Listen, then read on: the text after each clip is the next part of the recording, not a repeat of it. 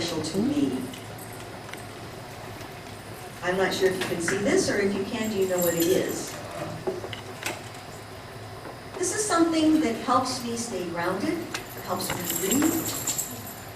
Someone gave this to me when I was under a great deal of stress in my doctoral program, and they said, you know, you need to breathe once in a while, so they gave this to me. And I'm serious. Breathing into it, which I do sometimes if there's an inordinate amount of traffic, I can breathe into it and start to feel relaxed and more grounded. You may not have one for yourself, but imagine you have some artificial one around your neck. This gives you a chance to relax if you're feeling stressed.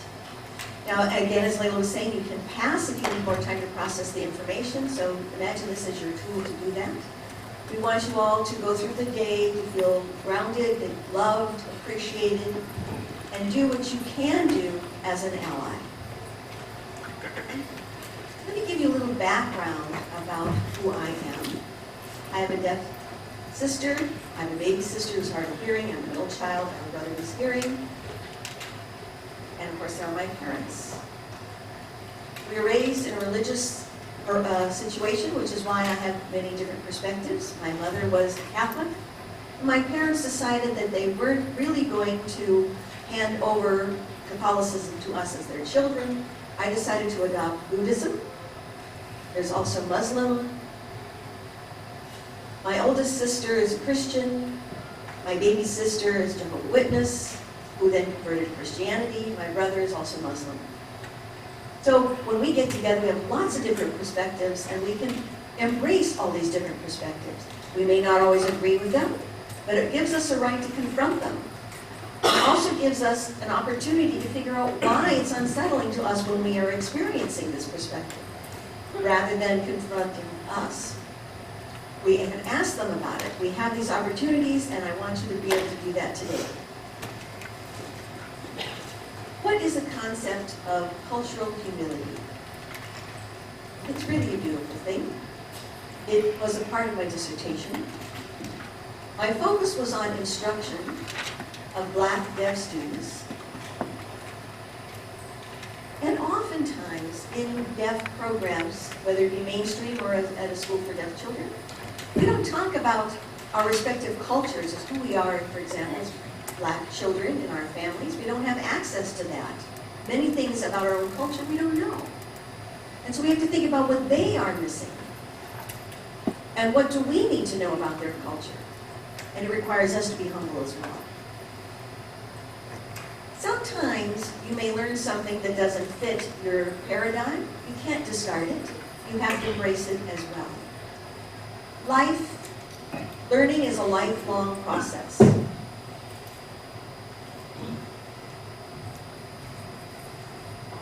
Often we are so deeply rooted with what we were taught, even though something instinctively says it's wrong to us, but we are often intimidated to disagree.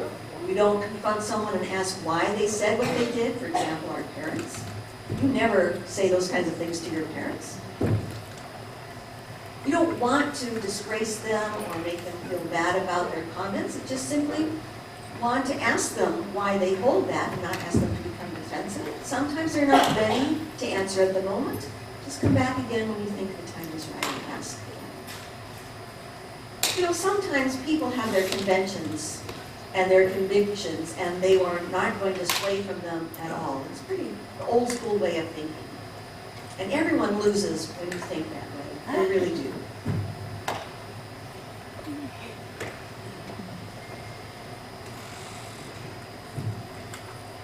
The power of presence. You know, often we get so self-absorbed in what we're doing, especially on our devices, we don't often see or attend to all the things around us. You need to put that device in your pocket from time to time. Put it away, because you need to know what is happening around you. For example, in the school environments. Sometimes you just need to take 5 minutes away from interacting with your device and scan the environment. Maybe you see that there's parents who have a deaf child that you could reach out to. Maybe you can sign to the child and introduce yourself to them and say that you have a deaf child of your own, or that you are deaf. The thing is to make yourself visible and take advantage of those opportunities to interact with parents. They may discard you, but you may have planted a seed, and they may remember that situation at some point. I want to make sure everyone can see me on the screen. Look at assess. Anytime I find myself in a hostile environment, be that a meeting or some confrontational situation or in conflict, I like to first ask questions in a very humble way. Ask them what they meant by it, or to help me understand what they meant, if they could reframe it in another way, maybe I wasn't clear with what they understood. Rather than sitting there seething about it, ask a question so that you can become more curious and less angry. I find that's very helpful to me. Yes? Oh, don't forget when you ask, be humble about it. Don't pepper them with questions. You might think to yourself that what they've said is absolutely wrong, but maybe say it more gently so that they don't go on the defensive attack, because you're not going to win that war. Self-awareness. Well, what I think what's more important than self-awareness is to see it. There might be things that you think you can do today. There might be things that you already did that you responded to in a certain way. In both cases, ask yourself why. You may, in retrospect, think about how the day went for you, how you could have done things differently. If there was a different approach you could have taken. Could you have offered a suggestion or a solution? You also can get some good feelings about it if you did approach it correctly and it came out well for you. Also, suspend judgment. Don't judge someone. It's really easy to take that posture. If you do, you've already set up a wall that no one's going to try to intervene. Sometimes you have to stay present, even though in the back of your mind you're questioning what they said. Don't make that present on your face. Remain neutral.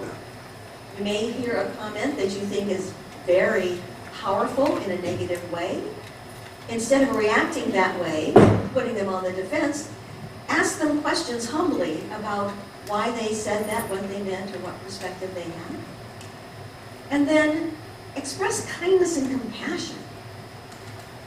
Sometimes, it's easier to get angry, but often in retrospect, you say, oh shoot, I wish I had been more kind. I wish I'd not taken up some road rage, flipped somebody off in the other lane or something. Instead of looking at these opportunities retrospectively, think about it in advance and express that kindness. It's not always about the other person. If somebody cuts you off, wonder if they're okay. Or was there a problem in their world that day? Compassion is very important in my family, and I think that comes partly from our religious upbringing. Our Christmases were interesting in how we celebrated birthdays. We'd invite people over for dinner, the ways we did things every morning. Sometimes you learned that compassion was really important because we were told you had to get up early that day. Rather than whining about it, this is what my dad asked me to do. All right, I'm going to do it. I developed that sense of compassion. I admit there's some days I'm not so compassionate when I get up, but I do have my moments. But try to be compassionate as much of your time as you can, and try not to become angry. Also, support a self and welcoming environment like we have here today. In our program, we know many programs out there, where they were told it's wrong to teach sign language. Some of us may have been taught that as we were in our programs, and we decide we'll put that aside and figure out what's happening in our community now. Listen to the people who are living and breathing in that environment and do what we know will work. And also start with where the person is. Don't overwhelm them with instructions. Do provide them with information. Ask them how they feel about it. Be interactive with them. Don't be prescriptive about it. Be there. Be present for them. Understand their perspective. Maybe they've been given all the wrong information. Understand that. You know, you have a favorite cup of tea, maybe your teacup is overflowing. And I know people experience the same thing as an overflowing teacup. Because you may know all the information and someone insists on giving you more. What you want to do, like I say, empty that teacup every minute of every day. And I might go back and apologize to someone because I may realize I was short-sighted or short-tempered when I responded to them initially, and later I can go back and be grateful for them providing me the different perspective that allows me to empty my teacup and put in new perspectives. If there's a dialogue and you become judgmental, it's pretty much over. You'll find yourself becoming reactive, upset, and you're not going to learn anything from it. If it is truly a dialogue, an interactive process, start to think about where they're coming from, what's happening in the moment. You may notice some people's behavior or facial demeanor where they look like they're getting agitated or angry. Be cognizant of that. Take that into heart. This is what a dialogue is. It's a way to learn. I don't want any of us to be a know-it-all here today. It's an opportunity to listen and understand different perspectives.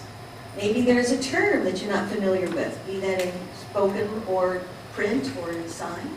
Maybe there's perspectives that are different from yours. Embrace those as well. Understand diversity, different perspectives, how people feel, what their responses are, what someone is capable of expressing. Everything makes a difference. It's not just about me. And it's not so egocentric that everyone has to do it my way. There are different people, and we need to reflect on that. And as I mentioned earlier, there is a time to reflect. For example, when I get to work, I like to get there early, because while I'm driving, you know, sometimes when you're doing one action, something will come to mind that you hadn't thought about. Like if there was a near-miss collision or that heavy traffic, you find yourself getting very worked up over that, and you hope that people were okay, and then it's all business once you get to work. And you maintain that all business energy until you get home completely exhausted. That's not effective. So what I do is when I get to work, I sit down for just a minute and try to empty my teacup, my brain, of all of that anxiety and all of that tension that was building up on my way to work so that I'm ready for the day. I also need to check in to see how I'm doing. Do I feel out of sorts? Is there someone I need to talk to? I often try to ask myself these questions. Even take a moment to meditate if possible.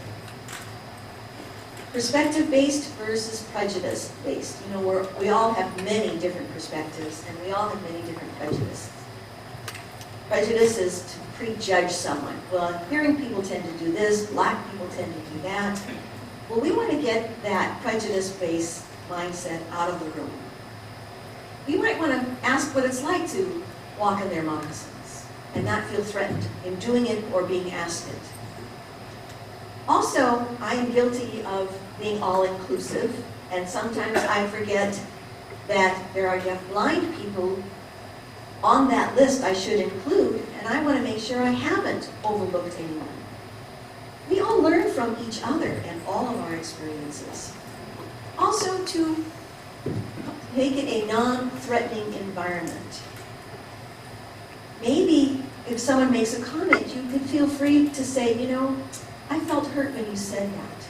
And other people may come to support you. Make it non-threatening and never evaluative. And try to avoid stereotypes. That's what I was saying. We're going to just throw those right out the door. Often we try to be politically correct. What do we call people like you? Do you like to be called African American, or do we call you black? Well, it's okay to ask those types of questions. We have intersectionality. We know that. We want it to be an organic, naturally developing process, so don't be afraid if someone asks those kinds of questions. Be transparent. Another acronym for you, HUMBLE. These are the things I think about as I'm driving. Remember, there was a situation where I made an immediate assumption. The person said, I want to talk to you in private. And they said, this is not what I meant. And I apologized. I said, well, help me understand what you meant. Well, I actually had to go back and reframe it to explain what I meant, especially about this particular student. And then I was able to express that to their parents, because the student was very passive and wasn't very comfortable in making any sort of challenges at that meeting. So we should take advantage of that moment then and there. If you have the power to address someone, do so. Ask them for clarification. It's not being disrespectful. For example, in an IEP meeting, it's about the students, about them. So as the adults, need to be humble once in a while and understand what it's like. Also, we need to understand what it might be like living as others, knowing their background and culture, and knowing our own. Also, we need to motivate ourselves to learn. My neighbor was a translator for the UN. If I needed anything translated into any language, I'd go next door, because I'm serious about this, really worked for the UN. Was very multicultural, multilingual, and lived in a very black community. And I thought, wow, as a black person, really, you can be a member of the UN? And I didn't realize the person was multiracial as well. So my point in all of this is never make assumptions.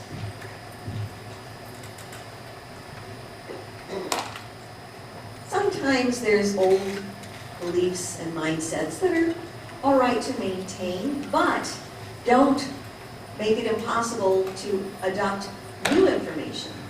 If it is in conflict with new information, maybe you can integrate the two, or be willing to abandon the old mindset. You know, life is a learning process. You will learn until the day you die. Also, there needs to be mutual respect. We don't have people in positions of privilege and power here. If you think about it in the medical profession, you have the doctor and the patient relationship. That could be true of doctors, teachers, principals, who could be in positions of power. But we are here for social transformation, which means all of us need to think about how we have to address the life of the person right there in front of us. Do we know who they are, or do we feel sad about who they are? Can we support them in their life? And sometimes it requires negotiation.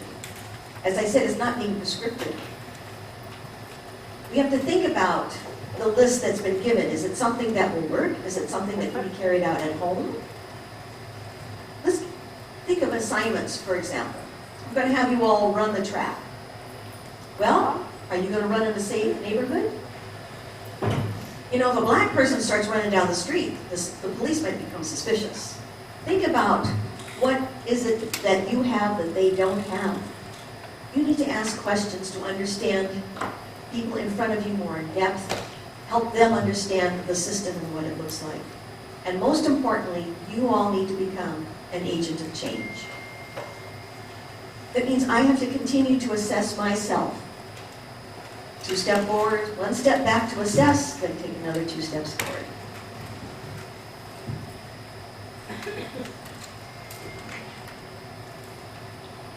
The first bullet up here needs some clarification.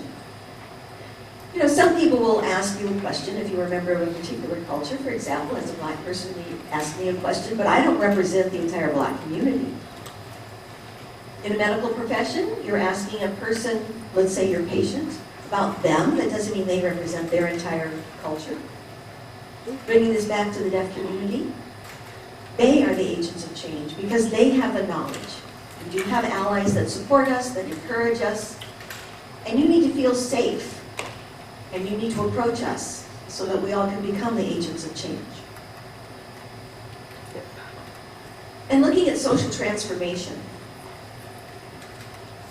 sometimes we may express an idea or a thought or a position, and someone may need time to heal. They may need time to deal with the feelings that they have. They may be very fragmented at the time. They may be only healed at 80%. But they need time to heal that other 20%. So allow people that time for healing. Not often are we asked about our experience. Often we're discarded or minimized for our trauma experiences. People who didn't learn sign language and we're told that we're fine anyway. Or the parents are at fault. You're interrupted as you're trying to talk about your own traumatic experience. Instead, someone should relate to you how you're feeling now and hear the rest of your story. I think it's important for us to listen, whether that be visually or auditorily. We need to sit back and listen. Also to be aware of your biases. Now one time my daughter called me out on this one bias of my own. We were driving into a red light, she and I were talking, and there was a black man walking towards the side of our car and a Mexican gentleman. And immediately, I don't know why, I hit the lock on the door. And my daughter said, "Mom, what'd you do that for?" I said, "What do you mean?" "Well, then those two guys came towards us, you locked the door." And I denied it, and she said, "Yes, I did." Then I questioned whether I did or not. And I tried to look at myself, and I realized I had. I think it's because of social media, they talk about people being robbed, and often the culprits are black. And ironically, I knew the people walking towards me, and yet instinctively I still locked my door. So there are times we catch ourselves, and we need to be honest with ourselves, as much as we hate to admit that we did. But we have a moment where we've slipped, and that's okay. And we need to share those moments. We need to be committed to the person, but we also need to address the system. It may not be the individual's beliefs, maybe be overpowered by the system within their working. We need to change the system, be that through changing policy, the way things are run, discipline, and so on. All of this is so much information you can share. I do want to mention autism. I think you're familiar with the other isms that are up here. Many people often question autism. They're not sure what it means, whether it's a physical manifestation or not. So let's look into that. Next slide, please.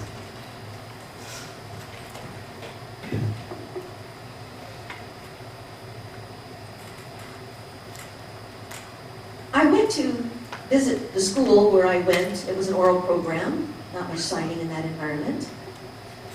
And I ran into my former speech teacher. I asked how she was doing, and I was signing, and I was asked why I was signing, and the teacher said it was a waste of, I said it was a waste of time. And I said it was a waste of time, and she said, "What happened?" She said, "I'm very disappointed in you." That made me think for a moment. And said, "All right, you're entitled to your beliefs, but I'm good. I'm happy. I signed, members of my family signed." But for her to throw that kind of guilt on me, that's an example of autism. If I get pulled over by a cop, I might say something about I prefer to write it out, and the police officer will wrote, "You were speeding." And I'll say, "That's okay," and they'll ask if I can read lips. And they'll look exasperated when I shake my head no, and they'll even write it down on paper. "Can I read lips?" And I will write back, "I prefer to write on paper." And then that's another example of autism. And you know, sometimes for safety reasons, I will switch to speaking, especially if my brother's in the car. And sometimes, despite when I'm signing, I'll get a ticket, but if I talk, I don't get the ticket. Another example of autism. You should always be willing to learn from each other, despite their difference from who you are. You can invite them to your house and vice versa. But sometimes people may not feel comfortable for you to come to their home. It may not be because they don't trust you, it could be for other reasons. Maybe they're embarrassed by you because of the condition of their home. But you don't have to meet at the home. You could always go to the park, introduce them to your friends. But you know, when I was growing up, I always wanted to make sure that I wanted to raise my daughter to be exposed to children of different cultures and different languages. Often I become curious. Sometimes I try not to be like a reporter. I really want to know about their bracelet, but I may ask them about the mala beads or the bracelet they have. Might ask about a piece of clothing, and they might say that they're a seamstress, or I might ask about a restaurant. Engage in a conversation. You never know what you can learn about people that way. I enjoy working with families. And sometimes they'll refer to someone as a brother, but it's not really a blood brother or biological family. It's just the way they refer to close friends in their culture. And sometimes it really is a family member. If it's not an actual biological family member, I tell them it's cool that they can refer to somebody that's a brother. And I try to impart that with my own child. If you wish to reach me, this is a way to contact me. What I want to do is to ensure that all of you are feeling safe. If you need my breathing implement here, try not to hold your breath.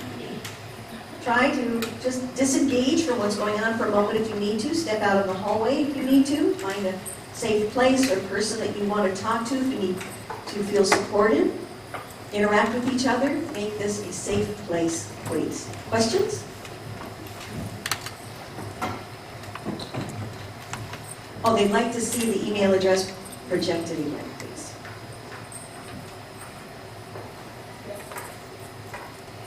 Any other questions? Remember, cultural humility. It's all about being humble. Don't forget the saying that was up there. Think about humble as you're driving. It will help.